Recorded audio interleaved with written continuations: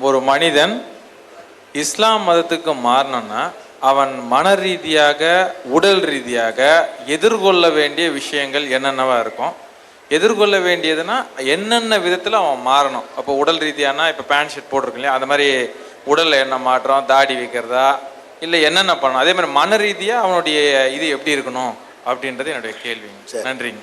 ஒருவர் இஸ்லாத்திற்கு மாறுவதாக இருந்தால் மன ரீதியாக அவரை என்ன மாற வேண்டும், உடல் ரீதியாக அவர்கிட்ட என்ன மாற்றம் வரணுங்கிறாங்க.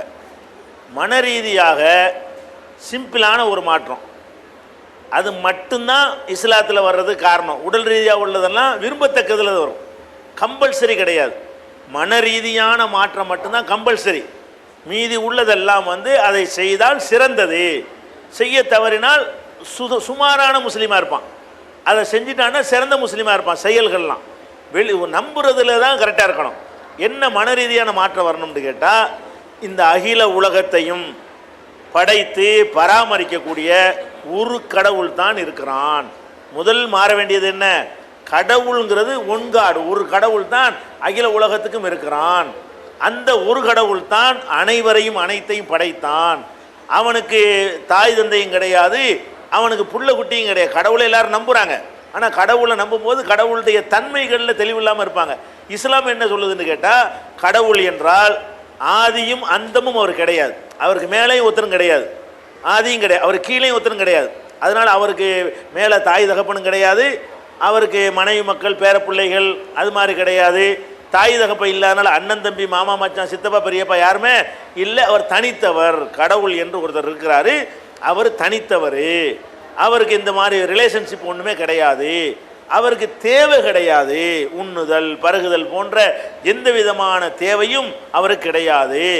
அவருக்கு பலவீனங்கள் கிடையாது. பலவீனங்கள்னா தூங்குறது, ஓய்வெடுக்கிறது, நோய்வாய்ப்படுறது, முதுமை அடைகிறது, அறியாமையாக இருக்கிறது என்கிற மாதிரி இயலாமையாக போகிறதுங்கிற எந்த மாதிரியான பலவீனமும் அவர் கிடையாது. நினைத்ததை எல்லாம் செய்யக்கூடியவராக இருக்கிறாரு. அவர் நம்மை கண்காணித்து கொண்டிருக்கிறாரு. அவருடைய கட்டளைக்கு உட்பட்டு நம்ம நடந்தால் நமக்கு பரிசு தருவார், இல்லைன்னா அவர் தண்டிப்பார். இதை ஏற்றுக்கொண்டு இந்த தன்மையை அந்த கடவுளை தவிர நான் யாருக்கும் கொடுக்க மாட்டேன். மனசில் என்ன நினைக்கணும்னா, கடவுளை பற்றி இப்படி நம்பின உடனே ஒரு முஸ்லீம் ஆயிடுறாரு. அடுத்து என்ன நம்பினேன், நான் இந்த இடத்துல கடவுள் இடத்துல சூரியனை வைக்க மாட்டேன், சந்திரனை வைக்க மாட்டேன், தாய் தந்தையரை கூட வைக்க மாட்டேன், தலைவர்களை கூட வைக்க மாட்டேன். அந்த கடவுள் கடவுள் தான். அவர் இடத்துல மத குருமார்களை, மகான்களை, பெரியார்களை கூட நான் வைக்க மாட்டேன். அவர் ஒருத்தர் தான், அவருடைய இடத்தில் வேறு யாரையும் நான் வைக்க மாட்டேன் அப்படின்னு ஒரு முடிவை எடுத்து விட்டால் மன ரீதியாக அவர் என்னவாயிடுறாரு? முஸ்லீம் ஆயிடுறாரு. இந்த கொள்கையை நிறைய மனிதர்கள் மூலமாக தான் கடவுள் எங்களுக்கு சொல்லி தந்தார். அந்த வரிசையில் முகமது நபி கடைசியாக வந்த ஒரு தூதர். அதுக்கு முந்தி நிறைய பேர் வந்திருக்கிறாங்க. முகமது நபி அவர்கள் இந்த கொள்கை எங்களுக்கு கடைசியாக சொல்லித்தந்த ஒரு தூதர், எங்களுடைய வழிகாட்டி அப்படின்னு மனசில் ஏற்றுக்கொள்ளணும். இவ்வளவுதான். இதை செஞ்சிட்டாருன்னா என்ன ஆகிறாரு? ஒருத்தர் முஸ்லீம் ஆகிடுறாரு. இதுக்கு அப்புறம் செயல்கள் இருக்கிறது, தொழுகிறது, நோன்பு, சுண்ணத்து பண்ணுறது, இதெல்லாம் விரும்பத்தக்கது. சுண்ணத்து ஒருத்தர் பண்ணலைன்னு வைங்க, அவர் முஸ்லீம் இல்லைன்னு கிடையாது, அவருக்கு ஒரு மார்க் கம்மி, அவ்வளோதான். இஸ்லாத்தை விட்டு வெளியே போயிட மாட்டார். இஸ்லாத்தில் சேர்வதற்கான கண்டிஷனில் அது வராது. என்ன செய்யணும்? ஒரு கடவுள் தான் ஏற்றுக்கிறவேன்னு தெளிவாக இருந்து தொழுகை, நோன்பு இந்த மாதிரி கடமைகளை எந்த அளவுக்கு நிறைவாக செய்கிறாரோ அந்த அளவுக்கு ஒரு மார்க்கு கூட கிடைக்கும். அதில் குறை வைத்தார்னு சொன்னால் மார்க் குறை கிடைக்கும், பாஸ் ஆகிடுவார். அதாவது மனசால் அவர் நினைப்பது பாஸ் மார்க் வாங்குறதுக்கு போதுமானது. ஃபஸ்ட் கிளாஸ் வருவதற்கு என்ன செய்யணும்? இன்னும் நம்ம ஒழுங்காக நடப்போம். பொய் சொல்லலாம். ஒரு முஸ்லீமாக பொய் சொன்னான்னு வைங்க, பொய் சொன்னால் இஸ்லாத்துட்டு போயிடுவானா? போக மாட்டான், மார்க் குறைஞ்சி போயிடும். மோசடி பண்ணுறான்னு வைங்க, மார்க் குறைஞ்சி போயிடும். ஏமாத்துறான்னு வைங்க, மார்க் குறைஞ்சி போயிடும். தொழுகையை விட்றான்னு வைங்க, மார்க் குறைஞ்சி போயிடும். நோன்பு வைக்கலான்னு வைங்க, மார்க் கம்மியாக போயிடும்.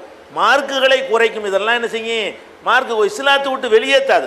இஸ்லாத்தை விட்டு எது வெளியேற்றும்னா, அந்த இதுதான் என் கடவுள்னு கும்பிட்டா இஸ்லாத்தை விட்டு போயிடுவார். இந்த மைக்கை பிடிச்சிக்கிட்டு இதான் என் கடவுள், ஒரு சாமியாரை பிடிச்சிட்டு இனி தான் என் கடவுள்னா அவர் இஸ்லாத்தை வெளியே போயிடுவார். மனசு மாறிடுச்சு. இப்போ கடவுள்னு ஒருத்தரை ஏற்றுக்கொண்ட பேர் அந்த இடத்துல சூரியன் தான் என் கடவுள், சந்திரன் தான் என் கடவுள்டார்னு வைங்க, அந்த வினாடி அவர் வெளியேறிடுவார். மனசில் உள்ள இந்த மேட்டரில் மாற்றம் வந்துச்சுன்னா அவர் இஸ்லாத்தில் வருவார். இந்த மாற்றம் ஓடி போச்சுன்னா இஸ்லாத்துட்டு போயிடுவார். மீதி உள்ள செயல்கள், ஜக்காத்து, ஹஜ்ஜி எல்லா செயல்களுமே அவருடைய அந்தஸ்தை அதிகப்படுத்தக்கூடியது, அவருடைய மார்க்கை கூட்டக்கூடியது.